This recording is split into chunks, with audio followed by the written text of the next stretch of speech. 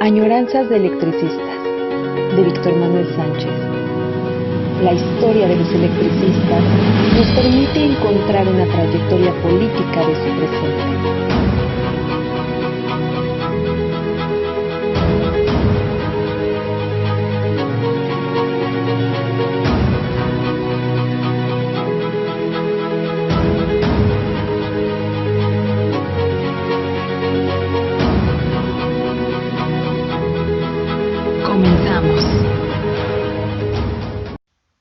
Es lunes de nueva cuenta y estamos en otro programa de Añoranzas de Electricistas. Agradecemos el trabajo, el apoyo que Radio ESME nos otorga para que estas añoranzas de electricistas puedan ser vistas, escuchadas o criticadas en Radio ESME.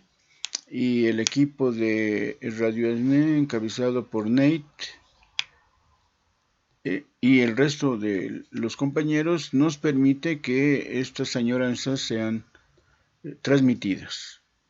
Su trabajo en estos tiempos son relevantes porque son los que más están sacando todas las actividades y los programas de Radio ESME. Por tanto, les agradecemos mucho su labor, su empeño, su trabajo. Y comenzamos la vez pasada con una cápsula sobre la huelga de 1936, porque si no lo dijimos, lo comentamos ahora. Julio es un mes demasiado, no sé por qué lo escogen, pero es importante, coincide seguramente en que en la historia del sindicato en julio se suceden muchas cosas. Habíamos comentado que en julio se sucedió la primera huelga general en el Distrito Federal, abarcó julio-agosto. En julio, lo que estamos narrando ahora es la huelga de 1936. En julio también se dio la organización del Comité Nacional de Defensa Proletaria en el año de 1935. En julio-agosto también se dio el movimiento de Verónica, que logró desterrar el charrismo que por 10 años había estado establecido en el sindicato. Entonces, el movimiento de Verónica. Y al parecer también la cooperativa de la tienda de consumo que se estableció fue por estos meses. En fin, en julio han sucedido muchos sucesos importantes. La reforma de estatutos también de 1935. Entonces hay demasiados aniversarios cada año sobre estos mismos acontecimientos y que procuraremos estar tomando en cuenta. Ahora, hasta que acabe, les voy a relatar por lo menos de 3 acontecimientos, no, de 4, de esta huelga de 1936 que estamos haciendo, y continuaremos con 2 documentos que escribieron el secretario general y el secretario del Trabajo, como que estamos haciendo, de David Roldán Gallardo, y después leeremos la crónica que el propio Ernesto Velasco hace sobre la huelga de 1916. Después presentaremos un texto de Rosendo Salazar que hace sobre el movimiento de Verónica, para que tengamos en cuenta la importancia de julio. Y no es una persona, no se vayan a olvidar, es un mes donde suceden estas cosas. Habíamos leído, y vamos a continuar respecto a este aniversario de estos sucesos tan importantes en la vida del sindicato, estábamos leyendo cómo se organizó la huelga de 1936, escrita por David Roldán Gallardo, y nos quedamos en el punto donde se menciona que se decretó una disciplina fuerte, férrea, unitaria durante la huelga, y que en la huelga, incluyendo los que estaban de vacaciones o descansos o que habían pedido permisos tenían que regresar para ser parte del organismo de la huelga. Y nos estaba platicando de cómo se hace esta organización. Nos quedamos en esa parte donde se establece esta disciplina a todos los miembros del sindicato, y si desobedecían, si no acataban los acuerdos de la asamblea en ese sentido, entonces dice aquí eran expulsados. Incluso aquellos que dijeran que no se habían enterado que existía ese acuerdo de asamblea. Entonces tenía que ser, dice en el texto David Roldán, deberá ser castigada con especial severidad, dado que la ignorancia de los acuerdos y demás disposiciones no será exculpante para su falta de cumplimiento por parte de los agremiados. Queda bajo la responsabilidad de estos el mantenerse al corriente de aquellos.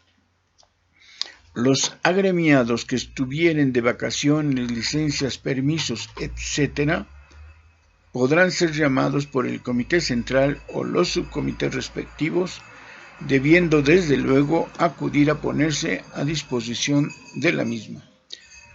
Durante el tiempo que dure el estado de huelga deberá quedar integrada la Asamblea General Extraordinaria con un carácter de permanente, a fin de estar en posibilidad de tomar acuerdos rápidos en el momento necesario o de aprobar los que hubiere tomado el comité de huelga si por cualquier motivo no hubiere habido tiempo y oportunidad de consultar a la asamblea. Por cierto, por si no lo sabían o si sí, les recuerdo que las asambleas de este tiempo no fueron realizadas en Colombia 9, que era el local del sindicato, sino que estaban en la calle de Venezuela, por cierto, en el mercado Abelardo L. Rodríguez. Quizá algunos lo conozcan,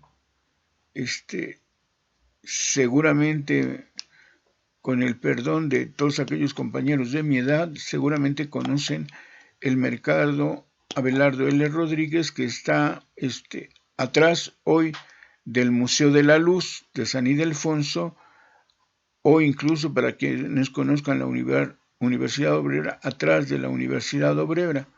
En el Museo de la Luz, antes de este museo, estaba la Hemeroteca Nacional, y entonces en esa calle está el mercado Abelardo L. Rodríguez. Y a la entrada a la izquierda hay unas escaleras al primer piso, y ahí se ha usado durante mucho tiempo como teatro. Seguramente que en aquella época se usaba de la misma forma, y en este teatro, en este auditorio que es muy grande, obviamente mucho más grande que las salas que se tenían en Colombia 9, en ese auditorio, en ese teatro del Abelardo L. Rodríguez, se realizaron las asambleas de la huelga de 1936. La asamblea que está aquí determinando que se propone permanente, Roldán, se realizaron ahí, ¿no? Entonces, pueden irse a dar una vuelta todos a hacer el recorrido de Colombia a Venezuela y verán que no estaban muy alejadas ambas circunstancias. Bien, entonces, estricta responsabilidad de todo mundo, habiendo asistido, habiendo leído o no este acuerdo. Expulsión, básicamente se dice a los traidores a la huelga. Continúa Roldán. Finalmente, la fracción quinta, relativa a la cesación de huelga, establece que ningún agremiado podrá regresar al trabajo sino hasta tanto que el Comité Central, con la aprobación de la Asamblea, haya hecho la declaratoria respectiva, dando por terminado el estado de huelga. La violación de esta disposición será castigada con la expulsión del sindicato. En la declaratoria se indicará la forma y fecha en que los agremiados deben presentarse a sus labores. Hasta aquí, dice Roldán, lo que debía hacerse por mandato de la ley y del estatuto. Pasamos ahora a ver cómo cumplió en la práctica el sindicato. Punto 3. ¿Cómo se organizó el movimiento huelguístico del Sindicato Mexicano de Electricistas realizado el mes de julio de 1936? Antecedentes de la huelga. Desde los primeros meses del año de 1936 se empezó el estudio del proyecto del nuevo contrato colectivo de trabajo que debiera normar las relaciones entre las compañías de luz y fuerza motriz, sociedad anónima y subsidiarias y sus trabajadores. Durante el periodo comprendido del 1 de mayo de 1936 al 30 de abril de 1936. 37. En el mes de abril de 1936 y en el cumplimiento a lo establecido en la cláusula 58 del contrato colectivo de fecha 1 de mayo de 1934. Perdón, acabo de cometer un error. La vigencia del contrato, como aquí se me vuelve a indicar, seguro tengo un error de dedo, es de 1936 al 30 de abril de 1938, del 36 al 38. Bueno, entonces dice, de acuerdo al cumplimiento del anterior contrato, que vencía el 1 de mayo del 34, por tanto era del 32 al 34 el primer contrato colectivo de trabajo. Bueno, se envió a las compañías el proyecto del nuevo contrato colectivo de trabajo formulado por el sindicato y el 1 de marzo de ese mismo año se iniciaron las pláticas entre los representantes nombradas por las partes. Como pueden ver, desde marzo, en febrero se reúnen para proponer el nuevo proyecto y el día 1 de marzo se le entrega a la empresa. Es decir, marzo-abril, 2 meses antes de que terminara, para tener el tiempo suficiente de discutir el contenido de esas propuestas del SME.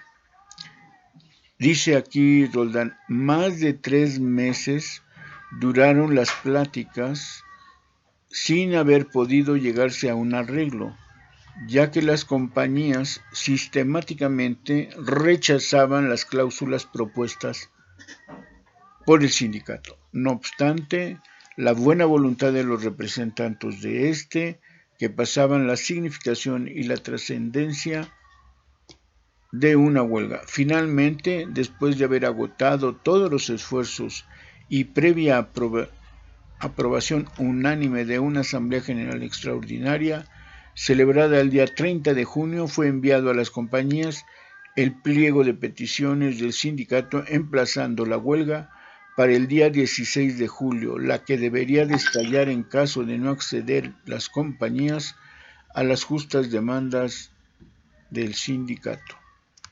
Aquí una ligereza de lenguaje, les comento. Mientras están las pláticas y mientras no se llega a la posibilidad de estallar la huelga, se llama proyecto de contrato colectivo. Cuando ya es una decisión del sindicato estallar la huelga, avisar a la empresa de que se puede estallar la huelga, le llaman pliego de peticiones, ¿no? Bueno, no sé si lo diga más adelante, lo veremos, y si no les aclaro otra cosa. Acto continuo, sigue escribiendo David Roldán Gallardo, se procedió a organizar activamente el movimiento huelguístico de la siguiente forma. Con objeto de ser más claro en mi exposición, voy a dividirla en los puntos que considero fundamentales, como sigue. Entonces, A, estructura de la organización, B, organismos directivos y C, reglamento de huelga. Como podemos notar, es muy propio el compañero Roldán para plantear las cosas. Desde un inicio nos dividió en 4 partes el planteamiento que iba a hacer. Bien, dice así en su primer desarrollo: estructura de la organización. Todos los miembros activos del sindicato, excepción hecha de los integrantes, de los que integraron los organismos directivos y jefes de comisiones, se agruparon dentro de los siguientes cuerpos. Bueno, vamos a un corte y enseguida continuamos. Añoranzas de electricistas son una historia contada poco a poco, paso a paso, sin prisa, para que sea ejemplo de las generaciones.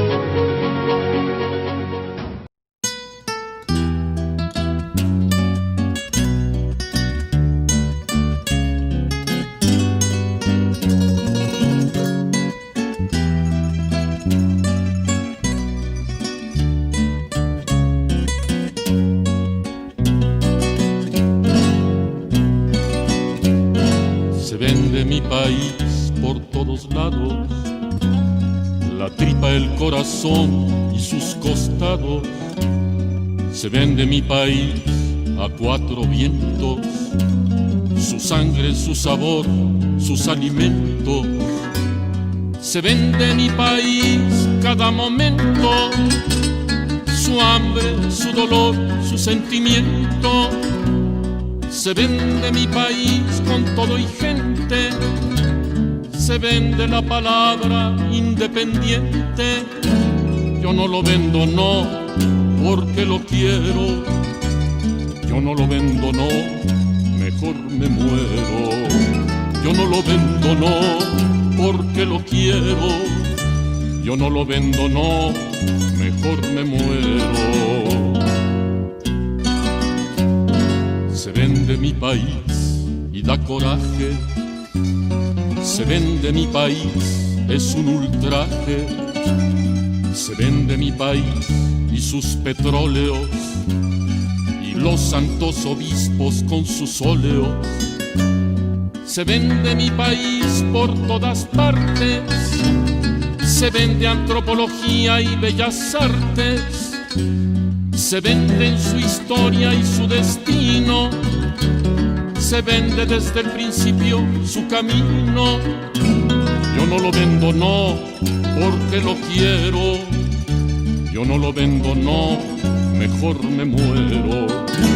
Yo no lo vendo, no, porque lo quiero. Yo no lo vendo, no, mejor me muero. La patria se volvió nones y pares, se vende hasta el fondo de los mares. Se venden sus montañas y sus ríos, se venden sus calores y sus fríos. Se venden sus oasis y sus flores, se vende el amor de mis amores. Se venden las arenas del desierto, se vende todo lo vivo con lo muerto. Yo no lo vendo, no, porque lo quiero. Yo no lo vendo, no, mejor me muero. Yo no lo vendo, no, porque lo quiero. Yo no lo vendo, no, mejor me muero.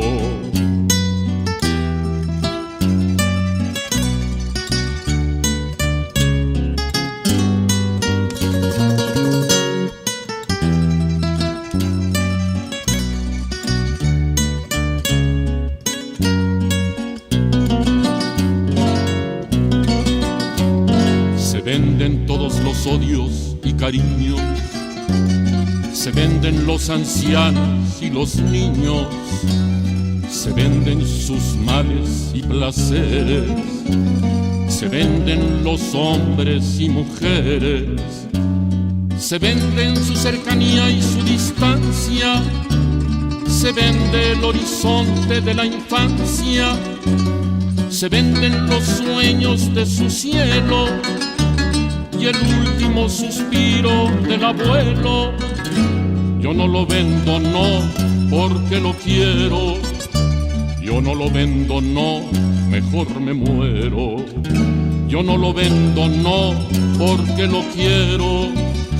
Yo no lo vendo, no, mejor me muero. Se vende mi país, está en oferta. Se vende su razón, alta y despierta. Se vende su lugar en este mundo. Se vende lo más querido y más profundo. Se vende lo que espera la esperanza y el ansia del amor que nunca alcanza. Se vende mi país, se vende en frío lo único que tenía que era mío. Yo no lo vendo, no, porque lo quiero. Yo no lo vendo, no, mejor me muero. Yo no lo vendo, no, porque lo quiero. Yo no lo vendo, no, mejor me muero. Se vende el buen ejemplo de aquel padre. Se vende a la mamá, que poca madre. Se vende mi país como un relingo. Se vende al extranjero y a lo gringo. Se venden su memoria y sus recuerdos. Lo avientan a las hienas y a los cerdos.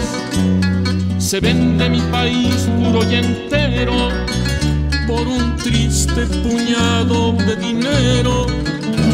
Yo no lo vendo, no, porque lo quiero. Yo no lo vendo, no, mejor me muero. Yo no lo vendo, no, porque lo quiero.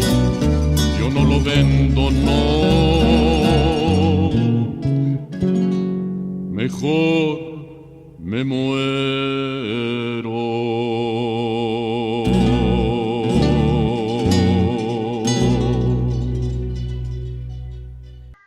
Cuerpo de guardias. Este cuerpo de guardias se dividió en secciones. Los trabajadores de un mismo departamento o sección de las compañías constituyeron cada sección, la cual estaba a las órdenes de un jefe y un subjefe de sección, que fueron respectivamente el representante propietario y el suplente, miembros de la comisión de trabajo. Estas secciones fueron numeradas con un número romano, es decir, todas las secciones de la empresa tuvieron un número romano, obvio, del 1 hasta completar la última de las secciones. Como pueden ver, en este tiempo la comisión de trabajo solo tenía un representante por sección o por departamento, solo un representante. Y he de decirles que no tenían permiso ni licencia sindical de ninguna horas. En esta época todos los representantes de la Comisión de Trabajo hacían su labor sindical fuera de horario, por un lado, y sin recibir entonces ni tiempo ni apoyo económico. No estaban haciendo trabajo sindical con licencia y goce de salario, para nada. Tampoco en ese tiempo, por parte de los estatutos, se les otorgaba un apoyo económico. No existía eso. Todos los integrantes de la Comisión de Trabajo, donde había un propietario y un suplente, lo hacían por el deber de la militancia, ¿no? Bueno, entonces continúa el texto de Roldán. Dentro de cada sección se formaron grupos integrados por no más de 10 trabajadores, cada uno de los cuales estaba a las órdenes directas de un jefe y un subjefe de grupo, nombrados por el jefe de sección respectiva de entre los trabajadores del mismo grupo. Todos los grupos fueron numerados progresivamente con números arábigos, de tal manera que el número de grupo lo identificaría perfectamente. Entonces, si se dan cuenta, cada sección tiene un jefe y subjefe, y en cada sección de nueva cuenta se por grupos de 10, se organizaron otros equipos, estos con números arábigos. Entonces, la sección primera era la 1 romano y podía estar integrado por 5 equipos de trabajo y serían 1, 2, 3, 4, 5. La segunda, segundo número romano, jefe y subjefe de grupo, integraban por decir 8 siguientes grupos de 10 compañeros, 1, 2, 3, 4, 8, con jefe y subjefe. Una organización, podríamos decir, horizontal. Todos y cada uno de los trabajadores estaban incluidos en la organización de la huelga. Hasta aquí teníamos a los elementos activos que deberán resguardar todos los lugares de trabajo a fin de que las labores no pudieran reanudarse. Continúa el texto. Hasta aquí teníamos los elementos activos que deberían resguardar todos los lugares de trabajo a fin de que las labores no pudieran reanudarse hasta en tanto que no cesara el movimiento de huelga. Un grupo de maniobras es la siguiente organización. A las órdenes de un jefe y un subjefe de maniobras.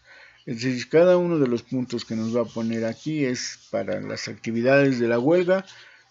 Es un grupo, se concentran y va a haber siempre un jefe y un subjefe. Y por lo visto en el anterior, si es necesario, a su vez se crean otros grupos dependientes del anterior. Bien, dado lo complicado y variado de las maniobras que había que ejecutar, este cuerpo de maniobras se dividió en las siguientes secciones. A. Subestaciones, con los siguientes grupos: subestaciones, mantenimiento de subestaciones y plantas térmicas. B. Operación de ciudad, con los siguientes grupos: líneas aéreas, alumbrado público, cables subterráneos, operación y cables subterráneos, mantenimiento foráneo y teléfonos. Con una de estas secciones contaba un jefe y un subjefe. Comisiones especiales. Una comisión de aprovisionamiento con un jefe y un subjefe, encargada de proveer a las guardias, comisiones, etc., de las provisiones de boca, lonas, etc. Supongo yo es mantas, banderas, quizá la lona, pues, para cubrirse por estar al exterior, en fin, necesarias para el mejoramiento y para el mejor cumplimiento de sus obligaciones, que cada uno de los miembros del sindicato tenía que cumplir. Entonces, esta comisión de aprovisionamiento, a partir de las anteriores comisiones, sabía efectivamente cuántos existían y dónde estaban los grupos y poderles llevar lo necesario. Incluso dice, para comer. Una comisión de transportes, con un jefe y un subjefe, encargada de proveer a los diferentes cuerpos y a las otras comisiones especiales de los vehículos y medios de transporte necesario para el mejor cumplimiento de su cometido. Como se dan cuenta, por ejemplo, si la comisión de aprovisionamiento necesitaba recorrer los distintos grupos, distintas instalaciones, ¿no? Subestaciones, como menciona aquí, pues necesitaban un transporte. Entonces, estaba organizado, ya se sabían en qué áreas de la capital o afuera, en qué lugares de las divisiones se iba a necesitar llevar, por decir, alimentos o una bandera, y entonces Transportes daría el transporte adecuado para hacerles llegar el aprovisionamiento. Hasta aquí, dice David Roldán, hasta aquí los elementos que irían a la huelga, agrupados en corporaciones, los cuales deberían necesariamente estar supeditadas a un organismo que se llamó organismo directivo, el cual quedó integrado como sigue. En la propaganda se hizo notar especialmente la capacidad de las compañías para poder satisfacer nuestras justas demandas haciendo uso de datos económicos que la misma empresa nos había suministrado en la respuesta a nuestro pliego de petición. Si se dan cuenta, se logró, y esto se logra mucho antes del contrato colectivo. Aquí hay, por cierto, un error que luego se concibe mucho, todavía incluso por unos que se dicen conocedores de este tipo de movimientos, se logró, dicen que por esta situación se logra la bilateralidad. Pero no hay tal. Desde el primer convenio que se narra, que sucede el 24 de marzo de 1915, se establece la bilateralidad. ¿De qué otra manera si no se puede decir que los trabajadores entregan un memorial y la empresa les responde sentándose a la mesa de negociación y se les dan respecto a cantidades, cifras y demás información? Sea por un lado que los trabajadores por el lugar que ocupan dentro de la empresa tienen información, por ejemplo, en 1915 de las ventas de energía y saben cuánto ingresó a la misma compañía, como una lista de raya en aquel tiempo que se solicita para saber cuántos trabajadores ganan determinados salarios. En esta, en esta saben exactamente igual las condiciones económicas de la empresa que se le solicitaron a la empresa y esta accedió y la tienen, porque en este conflicto puede suceder que frente al gobierno estén tratando de engañar, digamos, por impuestos, y no pueden ofrecer información engañosa, ¿no? Doble información que pueda resultar a la larga en un conflicto donde intervengan las autoridades para revisar directamente la economía de la empresa. Entonces, aquí hay el cuerpo directivo que obtuvo la información para estarlo estudiando y saber el alcance del pliego de peticiones en lo económico, en lo administrativo, y de tal manera que este pliego está basado en documentos y datos proporcionados por la empresa o aquellos documentos y datos que los propios miembros del comité, por estar en determinados lugares de trabajo, la pueden obtener. Bien, entonces, continúa Roldán. Se organizaron algunos mítines, manifestaciones, etcétera. Lástima que pongan el etcétera. Por eso el etcétera a mí no me gusta. En cualquier documento, en cualquier plática, que nos detalle. Ya dijo que nos va a detallar, etcétera. Entonces aquí queda la interpretación de uno. Entonces ya me imagino ir recorrido a las plazas, a los mercados, a la salida de las iglesias, haciendo mítines de 4 o 5 compañeros informando de los acontecimientos. La comisión de propaganda entrega volantes y se reparten igualmente o en todas las casas, o sobre todo en donde hay contratos colectivos, contratos de luz, en fin. Entonces, pero es etcétera. Los mítines y manifestaciones, que al caso son lo mismo, haces una manifestación y al final un mitin, ¿no? Entonces nos faltan esas brigadas, ¿no? Nos faltan esos compañeros que se van al kiosco de las distintas delegaciones, distritos, y ahí en el kiosco, porque en casi todos los kioscos, como sabemos, en casi todas las delegaciones de ahora, alcaldías, en aquel tiempo eran municipios, como ahora, en los municipios siempre ha habido kioscos, y entonces ya me imagino trabajador a la comisión que informan a viva voz de los acontecimientos, ¿no? Y eso sería muy interesante, supongo que sucedió, pero es etcétera. Bueno, todo Todos ellos secundados eficazmente por todos los trabajadores, quien en esta ocasión demostraron ampliamente su simpatía y solidaridad a los electricistas. Ven, aquí ya parece que se fueron a hacer brigadas, brigadeo y volanteo a las salidas de las fábricas y todos los trabajadores apoyaron a los electricistas. Servicios indispensables. Teniendo la huelga como objetivo el presionar al patrón para que atendiera nuestras justas demandas y siendo nuestro deseo no causar perjuicios innecesarios al público y a los trabajadores, se estuvieran suministrando servicios de energía eléctrica a las principales oficinas gubernamentales. Se suministró la energía eléctrica necesaria para que la ciudad no careciera de agua ni de alumbrado. En igual forma se procedió en el caso de los hospitales y sanatorios.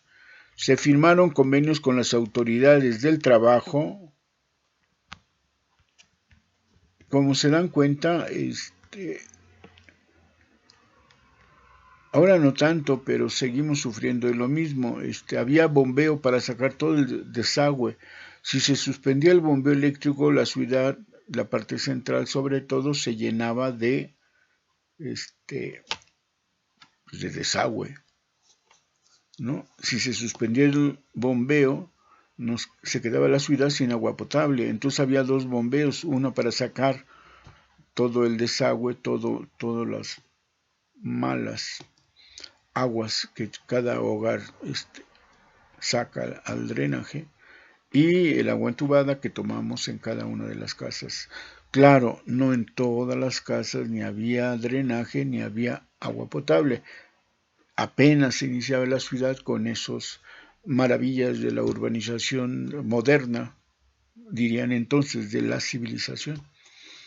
En fin, también se estableció un convenio, lo que estamos leyendo, a fin de que los introductores de leche pudieran poner en servicio sus plantas pasteurizadoras, comprometiéndose estos últimos a vender sus productos a precio de costo. En igual forma se procedió en el caso de los molinos de Nixtamal, solo que esto no pudo efectuarse en vista de la terminación de nuestro movimiento el día 25 de julio. Camaradas trabajadores, que me escucháis, no es el deseo del sindicato venir ante ustedes a hacer gala de organización y disciplina, porque creemos sinceramente que aún no lo hemos logrado. Nos guía solamente el deseo de cooperar con nuestra experiencia y en la lucha que día a día y fatalmente tenemos que proseguir para la conquista de nuestros justos derechos. Solamente nos resta proclamar una vez más, y está escrito en mayúsculas a partir de aquí, que si en la lucha de un sector reducido de trabajadores, como lo es el nuestro, fue indispensable para lograr el triunfo, la organización, la disciplina, más aún lo es en la batalla que los trabajadores todos como clase tenemos que librar en un futuro no lejano. Está fechado por el derecho y la justicia del trabajador en México, 16 de julio de 1937, en ese momento secretario general interino David G. Roldán. David Gallardo Roldán. Casi todos sus escritos Roldán los firma con G. No sé si el Gallardo no le gustaba por lo que implica. Bien, este es el texto de Roldán. Y aunque él mismo dice que no es para presumir la organización, hay que reconocer que es una organización completa, ¿no? Se organizó propaganda, por ejemplo, y tuvo cada sección teniendo ya todos los trabajadores y cubriendo los horarios distintos de la guardia. Entonces daba pie para que otros compañeros de las secciones salieran a su alrededor para lo que decíamos, brigadeo a los kioscos, para que informaran al pueblo de los acontecimientos, para que lo que salió en la prensa, porque la prensa de aquellos años fue contundente, siempre en contra de la huelga. No hubo periódico alguno de la época que apoyara el movimiento de la huelga, siempre echando la culpa: hoy nos quedamos sin agua, hoy no podemos transportarnos en los tranvías, se está llenando de aguas negras la capital. Hubo sobre todo una crítica feroz porque decían que eran en 1937 fatalistas, porque las demandas eran imposibles, porque seguro eran los comunistas los que querían tomar fuerza y poder. Entonces, todos los periódicos, por supuesto, una defensa plena a la empresa. Los gerentes de la compañía hicieron un buen manejo periodístico y salieron a su defensa a todos, ¿no? Las demandas eran muy extravagantes. Si recuerdan, antes de la extinción, la propaganda contra Compañía de Luz y los trabajadores fue tremenda, igualito que entonces. En fin, hay que reconocer que la organización de la huelga del 36 fue grupo por grupo, sección por sección, cubriendo incluso las necesidades del pueblo, como lo del agua, o como iba a ser lo de los molinos de Nixtamal, para que hubiera la suficiente masa y tortillas para el pueblo trabajador. Bien, acabamos con este texto de Roldán, y la próxima añoranza leeremos un poco del texto de Ernesto Velasco. Quizá después de Velasco relatemos de nueva cuenta la huelga de 36, porque Francisco Breña Alvírez también escribió algo.